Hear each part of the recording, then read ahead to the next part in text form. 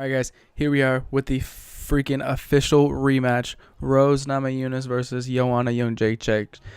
We did skip out on the first 30 seconds because my computer died and I had to hurry up and get it back on so I could capture this for you guys. I was debating. I was like, you know what? It's not a big deal. I'm not gonna need to, record this one.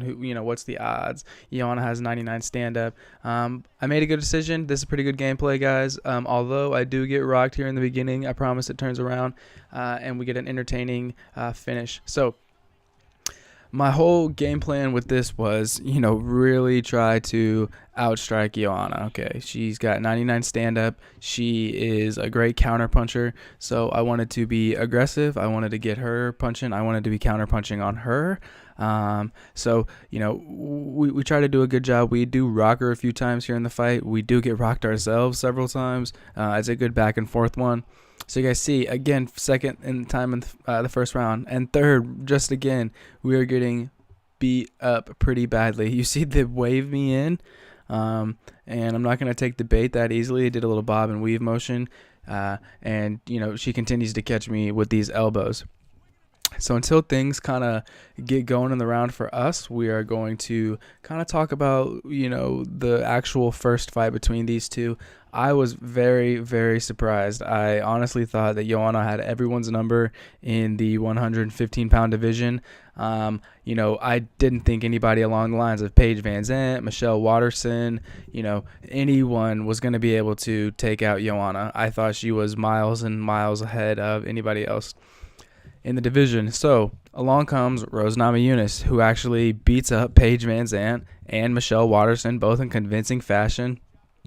She's got a lot of, striking power, obviously, as she knocked out Joanna in their title fight, but she's got great grappling skills. Okay, she's choked out Michelle Waterson with the nasty rear naked choke that came off of like some spectacular, jumping switch kick. It was intense. If you guys had the chance to watch it, you know what I'm talking about. If not, go back in your Fight Pass library or something along those lines and get that one in, because it's an amazing fight.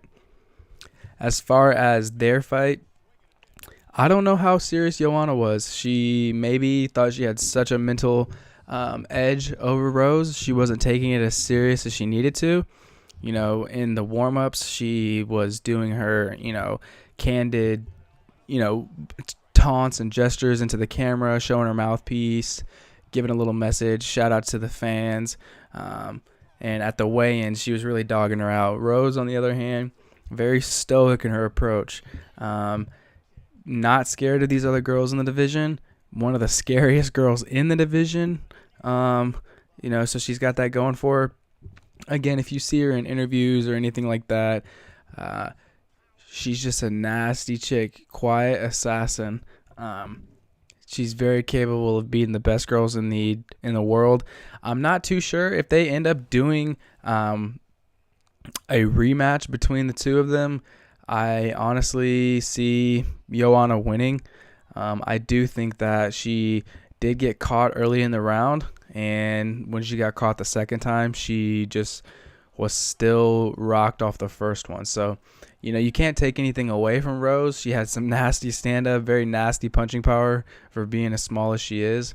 But I got to say, again, in a vacuum, I think that Joanna is better 9 times out of 10, and that was just the once that, Rose needed, and she capitalized. She became the bantamweight, or the, strawweight champion. If Joanna goes up in weight, I don't know how that's going to go. There's been a lot of, talk about it's very hard for Joanna. Maybe the reason she got knocked out so easily is because she was drained. Maybe she was still a little bit dehydrated from her weight cut. I don't know how much truth there is to that. I don't know why she wouldn't want to erase the loss on her record. It just seems that, if she loses, that's okay. I mean, all the all-time greats have lost. Ronda Rousey, Anderson Silva, Chuck Liddell, Couture, etc., Cain Velasquez. It's not that big of a blemish on her record, especially if she can go back and erase it, just like Conor did. When he lost to Nate Diaz, he came back and won. Okay, it's not a big deal. He's still considered the best fighter in the UFC right now. So if she is able to come back and get another victory, she should be right on the track that she was on previously before, Rose derailed it as being one of the best fighters. And she gets over the, Ronda Rousey factor too, where Rousey got beat. She didn't want to come back. She got beat again. She was defeated. We probably won't ever see her in the octagon again. But Rose still, she's like Joanna's in her 30s, early 30s. She's still got a lot of fighting time in her body.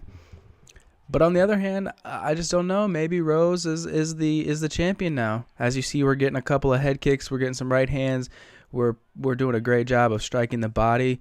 I wish she would have like an uppercut instead of that spinning back fist. Maybe we could have, got some better combos, but I don't know which one's better than that. You get a nice 1-2, we fake to the body like a takedown, and then we come right over the top. So all in all, Rose does have some great striking technique. She does have, some striking power. And, Joanna doesn't seem that scary. After they lose in real life, you get a little bit more confidence in the game too, kind of strut your stuff. See, a fake, she had her hands low, and we get a nice right hand right over the top, and we were going to flow right back into another takedown attempt. So really, I've been trying to be, really great about incorporating all aspects of MMA into some of these videos. Here you guys see a nasty, brutal beatdown, and here's the official decision. Look out for the next videos on the channel, and we'll hope to see you guys then. Thanks a lot.